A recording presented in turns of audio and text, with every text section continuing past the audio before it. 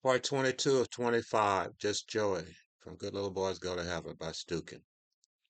Fall 1962, East Texas. My name is Joey, not Joseph, just Joey. The two names are similar, but quite different. I never asked my mama why she named me Joey. Joseph would have been just as easy. My father's name is Joseph. I was about 6 when I learned about my father's other family. I'd come to see that we never had much of him. He had begun to come by mostly after the sun had gone down and was usually gone when I rose shortly before the next sun. I knew something, but I didn't know what I knew. The birth of his little girl caused my mama to tell me who had the rest. She returned from town and she was upset. She was wild. Mama, what's wrong? She shook her head. Mama, what's wrong? What has happened? This is a 6-year-old boy asking this of his mother. She began crying. I can still hear her crying. She told me I no longer had a daddy. She said he had another child to take my place. She said he'd soon forget me if he hadn't already. But my father still came by. First time I saw him after that, he greeted me with son. I tried to bury his wife and his other child in my mind and never gave them another thought till a while later when I actually saw them myself. All the things I've tried to bury deep in my mind that are later remembered, being changed with each remembrance to the point that they're different memories, with different reasons for being remembered, for remembering them each time, and different reasons for trying to forget them again. But they are memories, and memories are real, even if they aren't accurate. The little girl grew up to be a copy of her mother. Same long blonde hair, same fire in her eyes, same slim body, just a few inches shorter than her mama. I remember the first time I saw her and her mama in town when I was making groceries for my mama.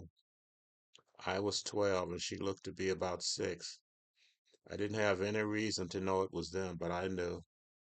She didn't know me or didn't give any indication that she did.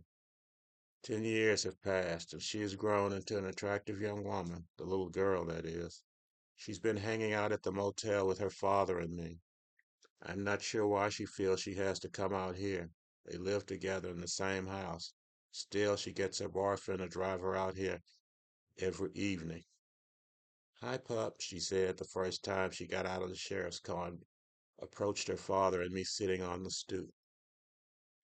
I nodded my head to her. Hey, Anna, do you know me? Another nod. Can I sit with you and Daddy? Yes. We haven't spoken. We should have spoken. I don't know what to say, but I think I can figure it out. I don't know what to say to you either, Miss Anna. Just Anna. I'm your sister, I guess. Do you feel like I'm your sister? I had no response. That's all right, pup. You don't know me. I don't know you either. We both know Daddy, don't we? Yes, but we don't know each other. No. She reached out to her father and took the bottle from his hand. She held it to her lips and drank from it. She spit out what she had taken from the bottle. Father reached out to take the bottle back. She shook her head and said she was owed another try. She took another drink and forced it down. She began to drink with us. I know she can't be any older than 16. She talks about going to school still, which still she sits with us, takes almost a regular turn. I was 16 when I had my first drink, but I was on my own. I left this county for Houston shortly after I turned 16. I look to her for her reaction to what her father says. He's drunk most of the time. She has to know him much better than I do, better understand what he says. Sometimes her take on what he said is passed to me with a shoulder shrug. I'm not sure she understands much of what he says, drunk or sober. Her deputy sheriff, her boyfriend, has never taken a drink with us. They call him Yulee. He usually shows up in uniform. Maybe he's not allowed to drink in uniform. He usually gets antsy quickly. Sometimes she gets annoyed with him and tells him to be on his way. Stop, Yulee. Be still. Be calm. What is wrong with you? Just go, Yulee. I can walk all the way home when I need to. Other times he'll just stand over us and dumbly watch us. He's not happy he has to be at the motel with us. She ignores him until she's either ready to leave or ready for him to be on his way. Our father barely acknowledges his presence. When he's feeling friendly towards the deputy, he'll grunt in the deputy's direction. The deputy and I look at each other but don't speak. She's never walked all the way home after sending the deputy on his way. Her daddy either drives her home or she stays at the motel in the same room as him. The room has two double beds, but still, most of the other rooms are usually empty. She could just have a different room if she asked. Maybe it's easier for her to wake him the next morning, or she doesn't want him to get up and leave her. Can we get some sleep, Daddy? Is how she'll end a night of our sitting and drinking. Good night, pup. Sleep well. I guess she figures she's putting me to bed as well. They rise and walk around the parking lot to the room where they will sleep. She can stay up until midnight with us, and still she seems to go to school every day. If I'm up when they out and leave, she'll wave her hand and he'll salute me. A wave and a salute. Pup is what she calls me. I guess that's all she's ever heard her father call me. Like I said, the first time she spoke to me, she called me pup without even asking me what my name was. I thought of asking her if she knows my Christian name. Not that there would be anything meaning in it. I would just like to see if she knows I was named for her father in a manner. I just once like to hear her call me Joey just to hear how she would say it. I'm not sure if she knows that's my name, and I'm not sure why her father would have spoken to her of me. It is a surprise to me that she's friendly towards me. She could have seen things in a more selfish way. That's what I would expect from most people. It would have been in her interest for her father to have seen things her mother's way and just forgotten about my mother and me. She said her mother repeatedly asked her father to stop visiting me, but at least from what she said to me, she didn't think that was a reasonable expectation on her mother's part. I'm sure they had to have been more pushing her parents apart than just my mom and me. But from what Anna has said to me, it's not clear what. I wonder if her father called me Pup or Joey when speaking to his wife about. My mother tried to create bad feelings in me toward Anna. I could have never have any feelings toward her one way or the other. My mother tried to create bad feelings in me for a lot of things. Mostly I just let her bad feelings be hers, or I tried to be. It never bothered me that I'd been named Joey instead of Joseph. I would have rather been named something totally unrelated to what he is called. William, Samuel, Cain, or Abel were all decent prospects. My mama named me Joey for better in her mind, but mostly for worse in mine. We were about halfway through our second bottle when I brought it up. I tried not to make an issue, but curiosity got the best of me. Why Joey? Why did my mama name me Joey?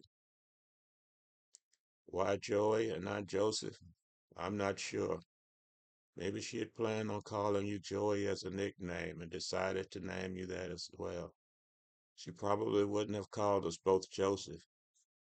If you're asking why she named you after me, I was surprised when she told me what she planned to call you. To be honest, at first I didn't like it. I always felt a man needed his own name to become his own man. My brother Jack was named after my father John. I had a difficult relationship with each of them. When your mama told me what she planned to call you, first thing that came to mind was that she was dooming you to be like me. I'm an all right fella, don't get me wrong, but she shouldn't be like me. I'm not strong. I wish I was, but I'm not. I can't imagine a sadder case than the man you see before you. He lowered his head. I'm not sure if he was deep in thought or in his drunkenness. He always seemed the strongest man I knew, but the more I thought of him, the less strong he seemed. My mama never called you Joseph. She called you Mr. Joseph. You and your brother and your father didn't get along? Didn't get along? No, we didn't. Sometimes it seemed that my brother spent every hour trying to think of ways to torment me. I don't think my father ever knew I existed. He had his whipping boy and Jack. Fortunately for me, he never looked my way.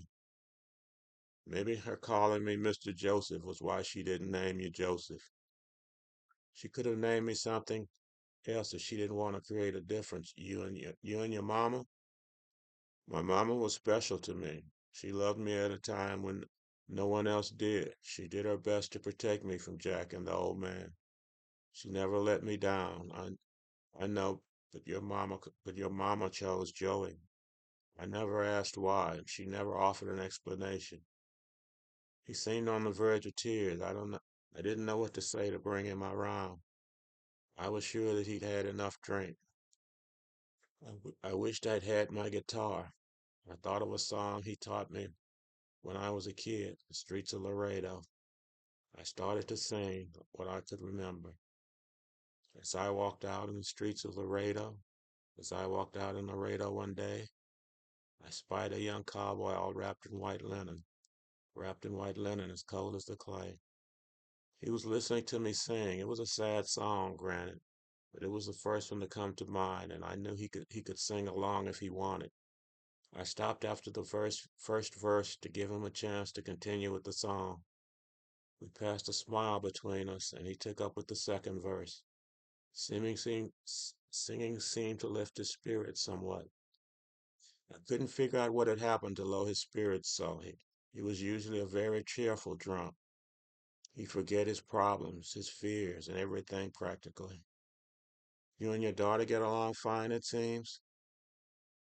Yeah, just fine. She hangs around me too much for a girl her age. She should be with kids her own age instead of here with us, and Lord knows she shouldn't be driving around with that deputy sheriff. Just uses him to drive her around, I think. I hope. The way he looks at her, though. I'll chase him off when the time comes, but for now, he saves me from worrying about having to get her from place to place. She worries about me, I'm sad to say. She worries about me. I, I, I never knew anything about Emily until she came to my house when you were in town waiting on the bus. She said the two of you loved each other. You can imagine my surprise when she told me that. I didn't respond. He hadn't actually asked a question, and it wasn't a subject I wanted to talk to him about. I guess there was a lot about each other we don't know, I finally said. We sat and watched the sheriff's car pull up. Anna and Deputy got out. I noticed he had left the car running. I'm on duty, so I can't stay. I just came to drop Anna off. I got out to pay my respects. Even Mr. Joseph. Mr. Joseph looked at him and gave him half a nod. The deputy looked at me. We exchanged a look, but no words or gestures. I'll see you later, Anna. He got back in his car and drove off. Anna stood above us both and stared at her father. You're on your second body already? She said while pointing to the empty bottle lying on the ground in front of us. She reached out her hand to her father to take the bottle he held in his hand. He handed it to her, expecting her to take a drink. Instead, she turned the bottle upside down, releasing the remaining third from its container. She bent down to him and helped him to his feet. I then watched them walk across the parking lot to the room they usually shared. I had just risen to go to bed when she came back out. She called out my name. You! Pop! Pop! She shouted at me. You and Daddy drink too much, she said after lowering her voice when she got close enough not have to shout. He's seen more drunken days lately than sober ones. I'm talking to you because I've noticed you don't drink nearly as much as Daddy. Can't the two of you find some activity other than drinking to spend the evening on? If anyone could stop his drinking, it would probably be you. No, he doesn't see me the way he sees you. He sees me as this dumb little girl. He respects you. I thought about what she said. I doubted that he had any respect for me. I didn't see any point in arguing with her, though. I told her I'd try talking to him. The next morning, he came into the motel office where Emily and I were. We exchanged good mornings. I walked out to the front office and sat down on the steps. He followed me out and stood above me. Your daughter wants me to talk to you. She's worried about how much you drink. He sat down beside me. His face didn't show any emotion. I couldn't tell if he was angry or upset or if he was considering what I just said. Just then the girl came out of their room. We both watched her as she crossed the parking lot. You ready for me to drive you to school? No, it's Saturday. What do you all have planned for the day? I imagine I'll just sit here and drink all day long, he said in a joking manner, I thought. She looked at me and I looked at him. Don't worry about my drinking, sweetheart. I can cut back any time I want. I'll stop for a while if you want. No, I'm not asking you to stop. I just wish you'd cut back to a reasonable amount. There's nothing wrong with a man having a drink every now and then. He nodded his head. They had come to an agreement of sorts. I just then noticed that her hair was hanging loose and looked kind of messy. She saw me looking at it and tried to neaten it with her hands. I just smiled at her and she smiled back. I thought about all she had with our father. She had a home full of nice furnishings, I was sure. She had had the appearance of a real family with her mama and her father before her mama ran off. And she had what I wanted most, real name and identity.